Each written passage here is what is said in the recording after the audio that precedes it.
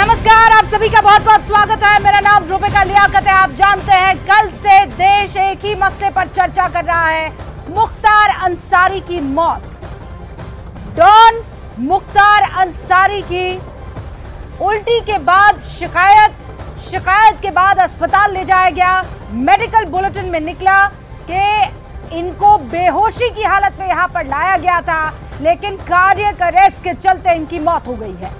मुख्तार अंसारी एक ऐसा नाम जो उत्तर प्रदेश के 90 के दशक में दहशत का पर्याय हुआ करता था। मुख्तार का नाम सुनते ही जहन में अगर कोई तस्वीर आती थी तो यही आती थी जहां खुली जीप में गनर लेकर एक शख्स घूम रहा है। यूपी में सरकारें बदलती रही लेकिन मुख्तार की ठसक कम नहीं हुई। और इस वक्त की बड़ी खबर, मुख्तार अंसारी का पोस्टमार्टम हो चुका है। ये जानकारी न्यूज़ 18 इंडिया के दर्शकों के लिए जरूरी है। मुख्तार के शव को अब उनके पैतृक गांव मोहम्मदाबाद ले जाया जाएगा। पोस्टमार्टम खत्म हो चुका है, लेकिन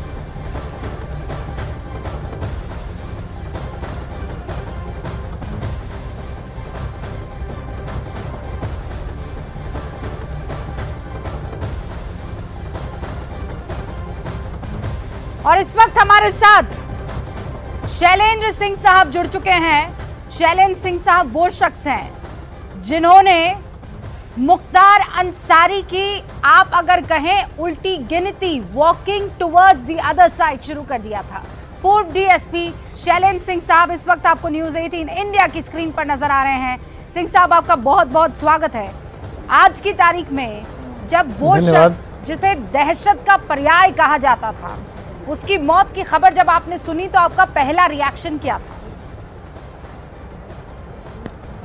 स्वाभाविक है, कल जब मुझे ये पता चला तो पहला दिमाग में मेरे ये आया कि जो व्यक्ति जैसा कर्म करता है उसके फल उसको मिलना ही मिलना है। ऊपर वाले के घर देर है, अंधेर नहीं है। जिस भय को इसने लोगों के बीच में व्याप्त करके और अपना आर्थिक साम्राज्य बनाया था, जब वो सब ढहने लगा योगी जी की शक्ति के कारण, तो वो भय अब इसके अंदर कायम हो गया था। और उसी का नतीजा था कि इसको हर समय डर लगता था कि कोई मुझे खाने में जहर दे रहा है, कोई मेरे मेडिकल फैसिलिटीज़ नहीं प्रॉपर मिल रही हैं। और वो डर इतना हावी हो गया कि कल कार्डियक अरेस्ट के कारण इसकी मौत हो गई। तो पहला हमारे दिमाग में यही आया कि आपके कर्म आपके साथ हैं। अच्छा करेंगे अच्छा पाएंगे, बुरा करेंगे बुरा मिलेगा। शैलेंद्र सिंह साहब, आपने तो वो दौर भी देखा है जब आप खाकी वर्दी में आतंक का या खौफ का अंत करने के लिए तैनात किए जाते हैं, लेकिन उस डर को आपको महसूस करना पड़ता है क्योंकि उस इलाके में कोई आपको किराए का कमरा तक नहीं देता है, सिर्फ इसलिए क्योंकि मुख्तार अंसारी का खौफ है। वो दिन याद है आपको सिंह साहब? बिल्कुल आप सही कह रहे हैं। जब मैंने रिज़ाइन किया, सरकारी आवास छोड़ा था, तो एक मुझे किराए का कोई घर भी नहीं देता था। कहीं मिल भी गया तो सवेरे तक उसको धमकी मिल जाती थी और दूसरे दिन मुझे खाली करना पड़ता था। जब मैंने सोचा कि मैं बैंक से लोन लेके और एक कहीं अपना छोटा मोटा आवास बना सकूं, तो बैंक में गया तो उन्होंने कहा आपके पास कोई सर्विस तो है नहीं, पे स्लिप है नहीं, तो मैं आपको लोन नहीं दे सकता। उसके लिए जब मैं प्राइवेट कंपनी में कहीं भी अप्रोच करने लगा कि जॉब मिल जाए तो मैं कुछ कर सकूँ, पे स्लिप के आधार पर लोन ले सकूँ, तो वहाँ भी धमकियाँ चली जाती थी और मैं नहीं जॉब कर पाता था। तो वो दौर मैंने देखा। भगवान राम का 14 बरस वनवास था, मेरा तो 20 साल हो गया। और किस परिस्थिति में रहा, मेरा परिवार रहा, वो मैं ही जानता था।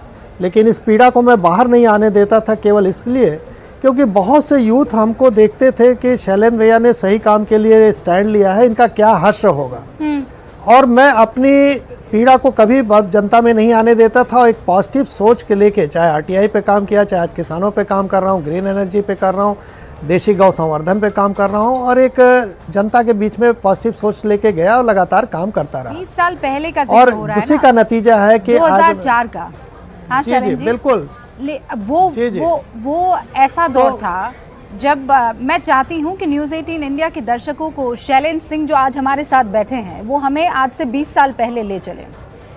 वो पहली मर्तबा जब आपने वो बंदूक बरामद की थी, वो पहली मर्तबा जब आपको लगा था कि कानून के हाथ लंबे होते हैं और अन्याय नहीं होता है, वो पहली मर्तबा जब आपकी ये जो सोच थी जिसे मैं गुब्बारा कह सकती हूँ उन दिनों का, वो फूट गया जब आईजी रैंक के अधिकारी से लेकर तमाम बड़े लोग आपके ऊपर ये दबाव डालने लगे कि जो तुम सोच रहे हो वो हो नहीं सकता है। बात सही है। देखिए उस समय हम लोग, मेरी भी सर्विस ज़्यादा नहीं थी, 9 साढ़े 9 साल की सर्विस थी, और एक फील्ड में जज्बा था। एसटीएफ उस समय कायम हुई थी कि बड़े बड़े दुर्दांत अपराधियों को कंट्रोल करना है, उनके लिए एसटीएफ बनी थी। और एसटीएफ में जाने का मतलब होता था 30% एक्स्ट्रा सैलरी भी मिलती थी इसीलिए। और एक बहुत अच्छी टीम थी जो नेशनल नहीं इंटरनेशनल लेवल पर रिकॉग्नाइज की जाती थी कि यूपी के एसटीएफ में वो दमखम है। और उस जज्बे के साथ हम लोगों ने एक लाइट मशीन गन रिकवरी की जो न उससे पहले कभी रिकवर हुई न आज तक हुई। सिंगल रिकवरी है लाइट मशीन गन की। लेकिन दुर्भाग्य हम लोगों का कि जिसको हम लोग गुड वर्क समझ रहे थे कि हमारी टीम को आउट ऑफ टर्न प्रमोशन मिलेगा, शाम होते होते वो हमारा बैड वर्क गिना जाने लगा और हमारे लोगों पर ही दबाव पड़ने लगा और 15 दिन बाद मुझे सर्विस छोड़ना पड़ा। तो वो दौर बहुत ही खतरनाक था। और मुझे सबसे बड़ी चिंता इस बात की थी कि जिस एसटीएफ के कारण पब्लिक को भी रहता था सुकून कि चलो एसटीएफ है, एसटीएफ केस देख रही तो न्याय हो जाएगा, उस एसटीएफ की बदनामी हो रही थी। लेकिन आज मुझे खुशी इस बात की है कि उसी एसटीएफ या उसी पुलिस का जलवा फिर से योगी जी ने कायम किया, पुलिस का इकबाल कायम हुआ। आज अपराधी अपनी जान की भीख मांग रहे हैं। शैलेंद्र जी, आपको लगता है कि वो दौर सच में बहुत खतरनाक था? वो उस दौर में शायद आप एसटीएफ के साथ ना होते और आज अगर होते तो बहुत ही अलहदा होता। मतलब आज की तारीख में अगर वो मशीन गन आपने बरामद कर दी होती तो मामला अलग होता। बिल्कुल सही बात है। आज हमारे पास अगर समय आज ये वाला दौर होता तो हमारी team out of turn promotion पाती, हम लोग मेडल पाते और एक जनता में भी विश्वास होता है कि बड़े बड़े दुर्दांत अपराधियों को भी 2 मिनट में ठिकाने पर लाया जा सकता है। लेकिन दुर्भाग्य कि उस समय मुलायम जी की सरकार थी, एक छोटी सोच लेके उन लोगों ने मुख्तार जैसे अपराधियों का साथ दिया और उसका खामियाजा भी उनको भोगना पड़ा। उन लोगों को आज सत्ता से बाहर कर दिया जनता ने। मुझे कहा ना, मुझे सबसे बड़ी चिंता थी अपने को जीवित रखना, अपने परिवार को जीवित रखना, रोजी रोटी चलाना और साथ ही साथ जनता में खासकर युवाओं में इस बात का संदेश देना कि नहीं, आप सिस्टम से टकराओगे तो आप फिनिश नहीं हो जाओगे, एक न एक दिन ये सिस्टम सुधरेगा। तो आज मैं कह सकता हूँ दावे के साथ कि वो जो लोग देख रहे हैं या पुराने दौर को देखा है उन लोगों ने, आज उनको इस बात पे भरोसा हुआ होगा कि नहीं, सच की जीत होगी। और ये जो शॉर्टकट अपना के लोग चाहे शासन सत्ता में बैठ गए हों, चाहे माफिया बन गए हों, इनका खात्मा होना ही होना है। शैलेंद्र जी, मुझे आप ये बताएंगे, वो आपने 15 दिन के भीतर ही इस्तीफा दे दिया था, है ना? जी, 15 दिन मुझे लगे थे। 25 जनवरी 2004 को मैंने रिकवरी की थी। हाँ। और 11 फरवरी 2004 को मैं रिज़ाइन किया था। और मुझे वो घटना बड़ी याद है। मैं एसटीएफ में बैठा हुआ था, बनारस यूनिट क्लोज करके लखनऊ हेडक्वार्टर में बैठा था और एक व्यक्ति मेरे पास, परिवार आया पूरा, मैं नाम नहीं लेना चाहूँगा, उसके बैंक क्लर्क था और उसके बच्चे का अपहरण कर लिया था लोगों ने। और हम लोगों ने उस समय उसको भी केस को मैं देख रहा था, अपराधियों ने, इन्हीं लोगों ने। हाँ। और उस केस को मैं देख रहा था। लेकिन जब ये केस सब रिकवर हो गया, एलएमजी और ये तूल पकड़ गया, मामला एसटीएफ को क्लोज करके वापस बुला लिया गया। हाँ। तो वो केस भी मेरे हाथ से छूट गया। उस केस में उस गरीब परिवार को, समझिए बैंक क्लर्क की कितनी हैसियत होती है, उस समय उसको 5 लाख या 7 लाख 10 लाख जो भी देना पड़ा, दे के और अपने बच्चे को वो लेके वापस आया। और वो परिवार धन्यवाद देने मेरे पास आया था एसटीएफ कार्यालय में और कहा कि शैलेंद्र जी, आप कुछ कर नहीं पाए, लेकिन आपने जितनी जब तक रहे आपने जो तत्परता दिखाई थी वही मेरे लिए बहुत है। और अब हम लोग बनारस छोड़ के जा रहे हैं, उधर कभी नहीं जाएंगे। और मैं बैठे बैठे दिन भर यही सोचता रहा कि जो सरकारी तंत्र, जो हम लोग भर्ती होते हैं तो लोक सेवक बोले जाते हैं, पब्लिक सर्वेंट। हाँ। हम जनता के टैक्स से अपनी तनख्वाह लेते हैं, उनके लिए समर्पित हैं या रिस्पॉन्सिबल हैं। लेकिन शैलेंद्र जी, जो बातें आप कह रहे हैं उस दरमियान ऐसा तो लग नहीं रहा था। ये तो बिल्कुल अलहदा स्टोरी, उल्टी गंगा बह रही थी। बिल्कुल नहीं लग रहा था। लेकिन मैं अपनी बात कर रहा था। हाँ। और मुझे इस बात की चिंता थी कि मैं अपने सैलरी को जस्टिफाई नहीं कर पा रहा हूँ और वही वजह था उस परिवार के जाने के बाद 2 घंटे बाद मैं अपना रेजिग्नेशन भेज दिया था कि नहीं। शैलेंद्र जी, बस मैं आपको 1 सेकंड रोक रही हूँ, आप मेरे साथ बने रहिएगा। मुझे एक तो बहुत महत्वपूर्ण सवाल आपसे करने हैं, लेकिन इस बीच एक बड़ी खबर आ गई है। मुख्तार अंसारी की मौत की न्यायिक जांच के आदेश दे दिए गए हैं। बांदा के डिस्ट्रिक्ट मजिस्ट्रेट ने ये न्यायिक जांच के आदेश दिए हैं और 1 महीने का वक्त दिया गया है। इस 1 महीने के अंदर अंदर इस जांच की रिपोर्ट सौंपनी होगी। इस वक्त ये बड़ी खबर आपको बता रहे हैं, क्योंकि बार बार ये शिकायत, ये आरोप लगाई जा रही थी कि जिस जेल में मुख्तार अंसारी बंद थे उस जेल में उन्हें धीमा जहर दिया जा रहा था। ये परिवार वालों की तरफ से आरोप लगाया। आपने तमाम पॉलिटिकल पार्टीज, जो विपक्ष की पॉलिटिकल पार्टीज है, उनके बड़े बड़े दिग्गज नेताओं को ट्वीट करके ऐसी ही कुछ दिशा में सवाल उठाते हुए देखा है। और अब खबर ये आ रही है कि बांदा के डीएम ने न्यायिक जांच के आदेश दे दिए हैं। 1 महीने के भीतर ही ये रिपोर्ट सौंपनी होगी। जांच रिपोर्ट यानी क्या कंक्लूजन निकलता है, ये जांच रिपोर्ट सौंपी जाए बांदा के डीएम को। ये इस वक्त की बड़ी खबर है। पूर्व डीएसपी शैलेंद्र सिंह साहब हमारे साथ मौजूद हैं। जो दर्शक शैलेंद्र सिंह साहब को नहीं जानते हैं, मैं आपको 3-4 लाइनों में इनका इंट्रोडक्शन दे देना चाहती हूँ। हिंदुस्तान में LMV लाइट मशीन गन जो है, LMG, उसकी अगर बरामदगी हुई है तो वो एक ही मर्तबा हुई है, और अगर वो किसी ने की है तो वो उत्तर प्रदेश की वो STF टीम ने की है, और उसी का एक बड़ा चेहरा इस वक्त आपके सामने है। और जहां से ये मशीन गन बरामद हुई थी वो कोई और नहीं, मुख्तार अंसारी के घर से बरामद हुई थी। बात सिर्फ इतनी भर नहीं है, खेल तो उसके बाद शुरू हुआ। अगर आप किसी दुर्दांत अपराधी के घर से किसी तरह की कोई बरामदगी करते हैं, और खासकर ऐसी किसी खतरनाक चीज की, तो आप जानते हैं क्या होता है। आप जानते हैं कि उस दुर्दांत अपराधी का जीना जो है मुश्किल हो जाता है। लेकिन यहां ठीक उल्टा हुआ। आपको पीले रंग की टी-शर्ट में जो शख्स इस वक्त दिखाई दे रहा है टेलीविजन स्क्रीन पर, ये कोई और नहीं, ये STF का वो महत्वपूर्ण चेहरा था जिन्हें 15 दिन के भीतर रिजाइन देना पड़ गया, जिन्हें 15 दिन के भीतर अपनी वो जो उन्होंने कमाया था वो सब कुछ खो देना पड़ा। अपने परिवार को लेकर वो सबसे ज्यादा चिंतित इस बात को लेकर थे कि किसी भी वक्त वो खत्म हो सकते हैं, उनका परिवार खत्म हो सकता है। आज शैलेंद्र सिंह साहब, पूर्व DSP, इस वक्त हमारे साथ मौजूद हैं। शैलेंद्र सिंह साहब, कभी कभी इन चीजों को याद करके मन भर आता है, कभी कभी ऐसा लगता है कि ये पल कैसे कोई जी सकता है, देख सकता है।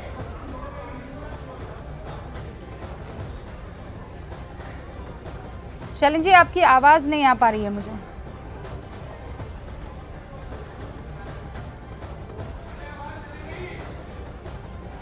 मैं कोशिश करती हूँ एक बार फिर से उनसे संपर्क साधा जाए, लेकिन ये बहुत महत्वपूर्ण बातचीत है। आप समझिए, आज जो लोग ये कह रहे हैं कि मुख्तार अंसारी के साथ गलत हुआ है, न्यायिक जांच के आदेश दे दिए गए हैं, सब कुछ आपके सामने हो, लेकिन आपसे मैं ये सवाल पूछना चाहती हूँ कि जो लोग राजनीति के तहत, एक वोट बैंक को साधने के तहत ये काम कर रहे हैं, क्या वो ये भूल जाते हैं कि 61 से ज्यादा केसेस, 8 ऐसे केसेस जो जेल में बंद रहते हत्या के मुकदमे दर्ज हुए थे मुख्तार अंसारी पर। अमित मेरे सहयोगी मेरे साथ मौजूद है, हर पल की अपडेट आप तक पहुंचा रहे हैं।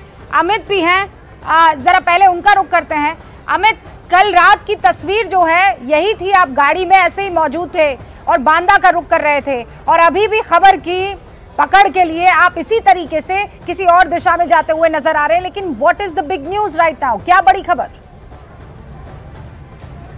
देखिए, न्यायिक जांच के आदेश हो गए हैं। बांदा के चीफ मजिस्ट्रेट ने ये आदेश दिए हैं, और यही नहीं रूबिका, इसके अलावा अगर हम बात करें तो जो विसरा है, विसरा मजिस्ट्रेट ने आदेश दिए हैं कि विसरा को प्रिजर्व किया जाएगा। जिस तरीके से स्लो पॉइजन के लगातार सवाल उठाए जा रहे थे, तो विसरा का जांच कराया जाएगा, विसरा को प्रिजर्व कराया जा रहा है। तो विसरा का जांच रिपोर्ट जैसे ही निकलकर सामने आएगी, उसके बाद दूध का दूध पानी का पानी हो जाएगा कि मुख्तार अंसारी को स्लो पॉइजन दिया जा रहा था या नहीं दिया जा रहा, क्योंकि आरोप जिस तरीके से पॉलिटिकल पार्टीज की तरफ से लगाए जा रहे थे, जिस तरीके से मुख्तार अंसारी के परिजनों की तरफ से लगाए जा रहे थे, उनसे पर्दा तभी उठेगा जब विसरा का जांच होगा। विसरा भी प्रिजर्व करने का आदेश मजिस्ट्रेट ने दे दिया है। और देखिए, पोस्टमार्टम इस वक्त पूरा हो चुका है रूबिका, पोस्टमार्टम पूरा हो चुका है और किसी भी वक्त बांदा के लिए जो काफिला होगा, सीओ रैंक के अधिकारी मुख्तार अंसारी की बॉडी को लेकर गाजीपुर जाएंगे। 420 किलोमीटर का सफर तय करना है और बताया जा रहा है कि 6 से 7 घंटे में यह सफर तय कर लिया जाएगा। जी रूबिका। अमित हमें ये बता रहे हैं कि विसरा जो है वो भी सेव कर लिया गया है। विसरा रिपोर्ट के बाद चीजें क्लियर हो जाएंगी कि क्या वाकई धीमा जहर दिया जा रहा था। आनंद तिवारी मेरे सहयोगी इस वक्त गाजीपुर से हमारे साथ जुड़ चुके हैं, उनका रुख करते हैं।